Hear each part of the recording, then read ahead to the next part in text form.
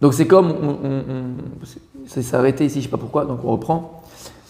Hachem, il nous dit, Bémet, est-ce que j'ai besoin de vos corbanotes alors que ta bouche elle est sale? Est-ce que ton cœur il n'est pas sincère? Est-ce que j'ai besoin de tout ça? J'ai pas besoin.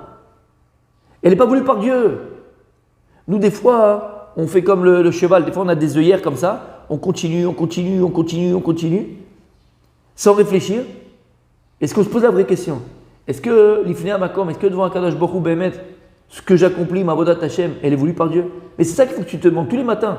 Lorsque tu fais ta tefila, est-ce que la tefila que je viens de prononcer à Akadosh Baruch Hu, que je viens de donner à Hashem, c'est un cadeau la tefila? Est-ce qu'elle est voulue par Dieu? Est-ce qu'elle est acceptée par Akadosh Baruch Hu? Alors tu vas me dire, mais qu'est-ce qui va faire que ma tefila, par exemple, elle est acceptée par Hashem? Qu'est-ce qui fait que l'accomplissement de mes mitzvot, elle va être acceptée par Hashem? Ben, il y a une seule solution. Taharat halev, la pureté du cœur, la pureté des midot, la pureté de la personne, la pureté intérieure.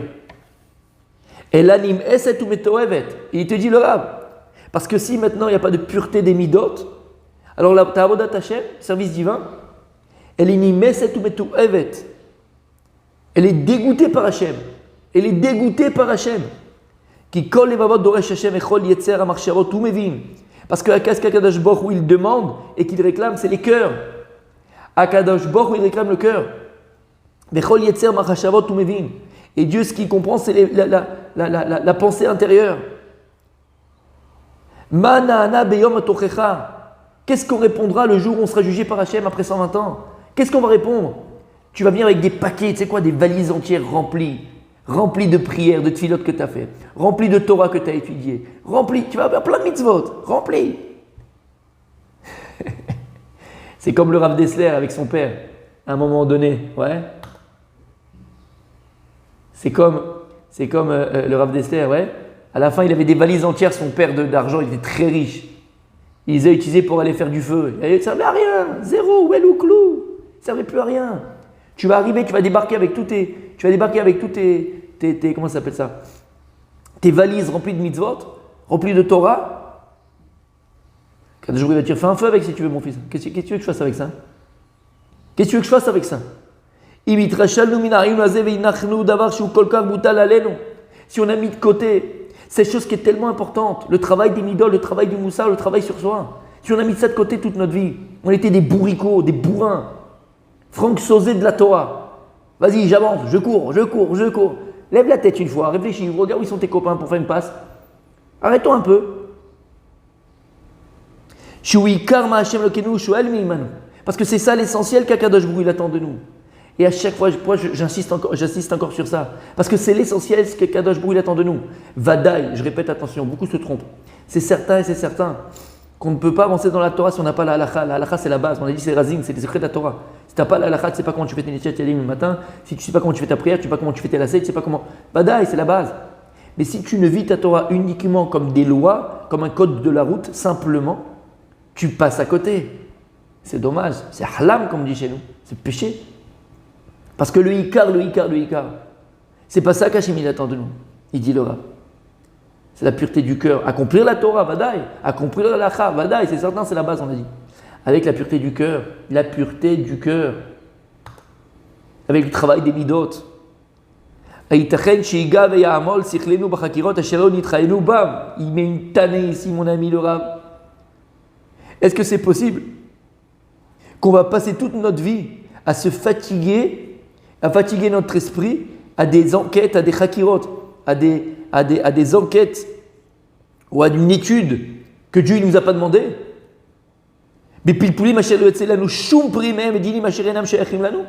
On va commencer à faire un quel Torah, là, on va commencer à faire un peu de Gemara, on va un peu, comment on appelle ça, comment on dit là? Qui peut m'aider? Comment on appelle ça là? Vas-y, écrivez-le moi. Je ne me rappelle plus. Bref, on va faire des pilpoulim. On va commencer à. Ouais, pilpoul, mais il y a un autre mot. On va jongler. On va jongler avec les gemarot. Et ceci et cela, avec roulé. Tu vas faire un malheur de ouf. À quoi ça sert?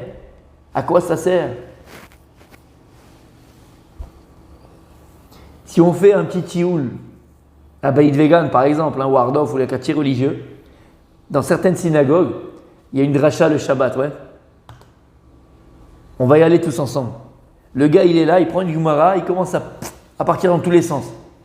99% des gens à la synagogue dorment. Expérience de 20 ans. Ça me fait toujours rire. 99% dorment. Le 1% qui sont réveillés, c'est lui et son fils. Le gars qui parle, il se fait un kiff, il est là, il est en transe. Personne ne comprend ce qu'il dit, tout le monde s'en fout.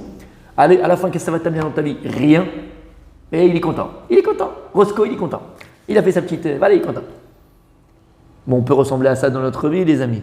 On peut étudier la Torah, faire des pilpoulim de dingue. Ouais, tac, boum, à droite, à gauche. Et après, ça va te rendre meilleur. Ça va te rendre meilleur. Il dit à Chéri, travaillons nous-mêmes. On n'a même pas été obligé de ça. Chez n'attend pas ça de toi.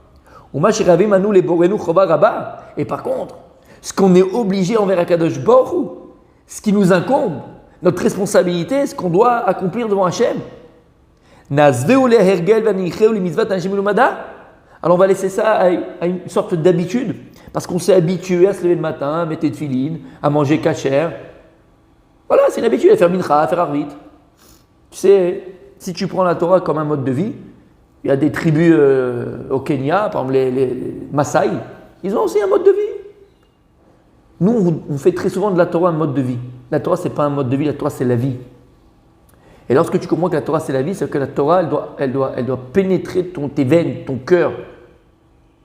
Si je te fais maintenant une prise de sang, on ne va pas voir maintenant magnésium, potassium. Non, ce n'est pas ça qu'on doit voir. Si je fais une prise de sang, je dois voir Torah, Torah, Torah, Torah, Torah. Ils vont devenir fous. Quelle Torah? La Torah des Midot, la Torah du travail sur soi. Ne pas, et ça dit le Rav, c'est le plus dangereux. Être dans la Torah et accomplir la Torah par habitude. À partir du moment où tu accomplis la Torah par habitude, tu passes à côté de ta vie. Comme j'ai dit, 99% des cas dans la journée, on n'agit que par réflexe, donc par habitude, par robotisation. On n'a pas le droit de faire ça. On n'a pas le droit de faire ça. La Torah, il faut qu'on soit mafienota. Il faut qu'on la rentre à l'intérieur de nous. La fienne, c'est l'intérioriser. On doit intérioriser la Torah. Ino nistakanu velo yanu ma yaira amitit ou ma anafea. Si maintenant, on ne va pas se prendre le temps de réfléchir et de regarder et de s'arrêter à comprendre quelle est la véritable crainte du ciel qu'Hachem il attend de moi et comment je vais y arriver, quelles sont les branches qui m'amèneront à ça. Alors qu'est-ce qui va faire pour que je puisse l'acquérir à ce moment-là? Et comment je vais pouvoir me sauver de la futilité de ce monde-là qui nous l'a fait oublier, de la futilité de ce monde-là qui nous l'a fait oublier. Si tu te laisses bouffer par le temps, si tu te laisses bouffer par la vie elle te bouffe, mais pas la vie en tant que telle, la vie qu'on s'est nous-mêmes créée, la vie qu'on a décidé d'avoir, celle du ergel, celle de l'habitude. Qu'il nous faut oublier les Ratchamaïm. Dans ton boulot, tu as la crainte du ciel. Combien tu voles, combien tu mens, parce que tu penses que grâce à ça, tu vas avoir plus d'argent. Parce que si on ne s'arrête pas une minute à réfléchir, quelle est la véritable crainte du ciel, l'amour, mais on parle de la crainte ici, alors automatiquement on va l'oublier,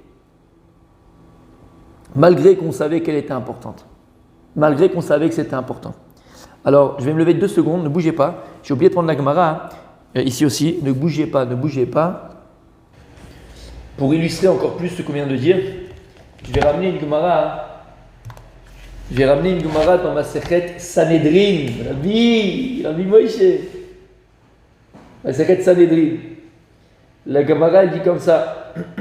Dafkouf Vav Amoud Bet. Écoutez bien.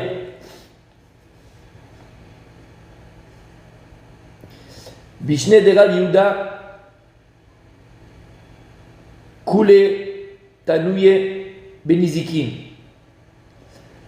Dans la génération de Rav Yehuda, tout le monde, tous les Chachamim, alors ils étudiaient Masechet Oksin. Masechet Nizikin. C'est quoi Seder Nizikin? C'est quoi Seder Nizikin? C'est Baba Kama, Baba Batra, Baba Metzia. D'accord, des Gemorot qu'on fait même à la Yeshiva aujourd'hui. Va'anan, Kamat Nitan Tuva Bektin. Et il dit par contre, nous, Rava, il dit, mais nous, qui venons après, dans la génération d'après, parce que Rav Yehuda, il venait avant lui, il dit, nous, par contre, on étudie la Maseret Oktzin. La Maseret Oktzin, c'est une Maseret, c'est une des Masertot les plus difficiles, les plus compliquées. Très, très, très, très, très, très dur. Donc il voulait dire, regarde les générations d'avant, ils étaient moins forts que nous. Ils faisaient juste ces derniers zikines. Baba Kama, Baba Batra, Baba Messia. Avant, c'est des choses un peu faciles, entre guillemets, même les Shiva, ils le font les enfants. Mais nous, qui venons après, on est plus forts qu'eux. Parce que nous, on étudie non seulement toutes ces Masertot, mais en plus cette Maseret Oktzin qui est très compliquée, qu'eux, ils ne les prenaient pas parce que c'est trop difficile. Qui avait maté Rabbi Yehuda. Quand il est arrivé, Rabbi Yehuda, à cette étude-là, Isha shekoveshet kira begdera, vamrele zetim shekavshan betarfeen teorim, Amar, il disait, Avayol de Shmuel kachazinacha. Et lorsqu'il arrivait à cette étude, lui, Rabbi Yehuda, qui était mon aïeul, et il disait, ouais, je vois ici une Gemara très, très, très chamoura, très difficile, très compliquée. Et que même Rabbi Shmuel, eux-mêmes, ils ne savaient pas la raison de ces Mishnayot. C'est très compliqué. Ve'anan, kamatlinan deuksin tlat serem etifta. Et nous, lorsqu'on étudie Maseret Oktzin, qui est très difficile, on a Shlosh Esrei, donc il y a Shlosh Esrei Yeshivot, il y a 13 Yeshivot qui apprennent cette Maseret. On connaît tout, par cœur on connaît. Donc en deux mots, il voulait dire que les générations d'avant, ils étaient moins fortes que nous. La preuve, nous on étudie des sujets qui sont très très très très compliqués, alors qu'eux, lorsqu'ils arrivaient à ça, ils fermaient le livre. Ils disaient, ah, c'est trop compliqué, on arrête. Et il dit, malgré tout, Rav Yehuda Shalef Masane Vata Midra. Il dit, malgré qu'on est très fort en Torah, nous, Rav Yehuda en son temps, lorsque il y avait la famine, lorsqu'il ne pleuvait pas, il y avait un manque de pluie, alors Rav Yehuda, qu'est-ce qu'il faisait? Il enlevait juste sa chaussure, il enlevait la chaussure, pour montrer à Hachem qu'il est Betsahar, qu'il est attristé, et pour que Dieu il fasse tomber la pluie. Dès qu'il a enlevé sa chaussure, paf, la pluie est tombée. Vanan, c'est un frina délicat des mashgar. Ban. Et dit, nous je ne comprends pas. Il n'y a pas de pluie, alors on va à la synagogue, on prie, on supplie Hachem, donne-nous de la pluie. Et il n'y a rien qui tombe. En deux mots, il voulait dire, je ne comprends pas. On est plus grand en Torah qu'eux. La preuve, on apprend des choses que même ils ne comprenaient pas. Donc on est beaucoup plus grand qu'eux en Torah. Et lorsqu'il y a un problème dans le pays, une épidémie, un manque de pluie, eux, Rabbi Yehuda, il a enlevé la chaussure. Il n'avait pas commencé de jeûner, il n'a pas commencé à s'asseoir sur le parterre pour dire, ah, mais pas il priait encore. Il a enlevé sa chaussure, paf, la pluie est tombée.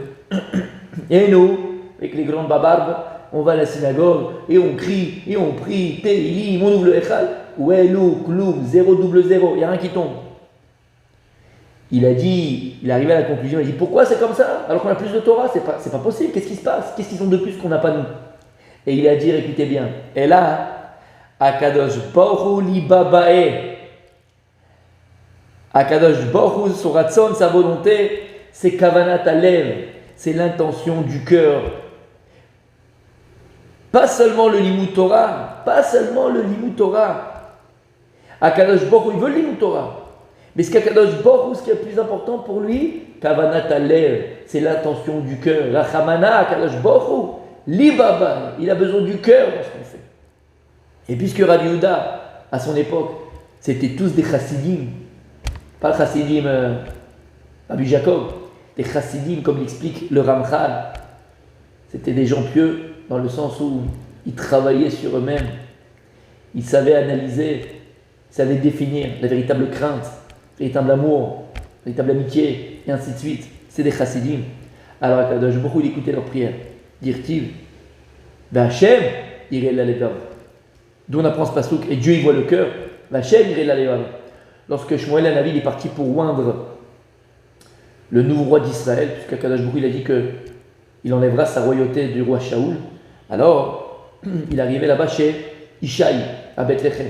Lorsqu'il tape à la porte, il dit voilà, Dieu il a choisi un de tes fils.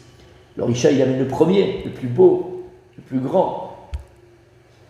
Hachem il dit non, c'est pas lui. Et Hachem il dit à Shmuel Hanavi, à Adam, l'homme, lui, qu'est-ce qu'il voit? L'homme il voit l'extérieur. L'homme il voit l'image. L'homme il voit la pochette. L'homme il voit la vitrine. V'Hachem irait la levav. Mais moi, je vois le cœur de la personne. Il n'a pas un cœur assez pur, celui-là, c'est pas ce que j'ai choisi. Donc Hachem, en vérité, il a choisi David Amelech. Bon, il raconte cette histoire extraordinaire qui illustre bien ce que dit le Rav ici de Ramchal. On peut être très érudit en Torah. Ça ne te donne pas de passeport pour être quelqu'un d'honnête. Écoutez ce que je te dis. Tu vas être grand érudit en Torah, ça ne te donne pas de passeport pour être quelqu'un de droit, pour être quelqu'un de vrai.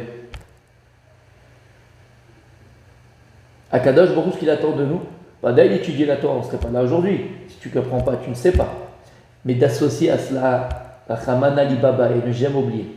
Akadosh Baruch Hu, ce qu'il attend de nous, c'est la Kavanat Alev. C'est mettre le cœur dans ce qu'on fait. Mettre le cœur dans ce qu'on fait. La sincérité. Travail des midot. Être droit, être juste, être bon. Cette Gemara dans Sanhedrin, elle illustre très très très bien ce que je viens de dire. Des gens qui étaient très forts en Torah, plus que les générations d'avant. Lui, il ne t'écoute pas ta prière. Si tu ne mets pas le cœur dans ce que tu fais, tu ne mets pas la sincérité dans ce que tu fais, tu ne travailles pas tes midot, tu n'es pas. On continue demain, Bezrat Hashem, le Moussa.